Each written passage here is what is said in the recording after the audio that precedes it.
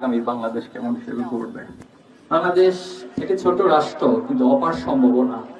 আমরা অনেক সময় নষ্ট করেছি।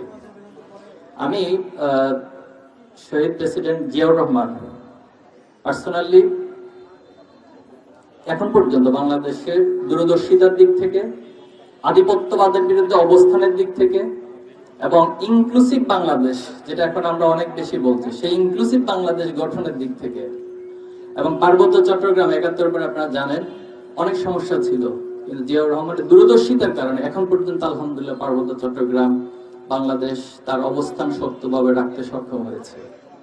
পাশাপাশি ৭১-এর পরে পার্শ্ববর্তী রাষ্ট্রের পরিকল্পনার মাধ্যমে ইসলামকে মুছে দেওয়ার একটা গভীরতম নীল নকশা, সেটাও মিশিয়ে দিয়েছেন শহীদ প্রেসিডেন্ট জিয়াউর রহমান। আর বেগম খালেদা জিয়াকে আমরা এভাবে দেখি, ওনার যে আপসহীন চরিত্র, আপসহীন বডি ল্যাঙ্গুয়েজ, আপসহীন কথাবার্তা, নিঃসন্দেহে সেটি এখন পর্যন্ত ওনাকে বাংলাদেশের মানুষের ভালোবাসার মধ্যে সিক্ত রেখেছে।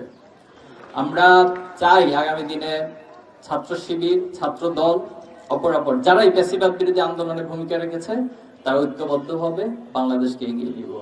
রাজনৈতিক মাঠে এক একজন আদর্শ, এক একজন চিন্তা, বক্তব্য আলাদা থাকবে, এটাই রাজনৈতিক সৌন্দর্য, এটাই বৈচিত্র্য।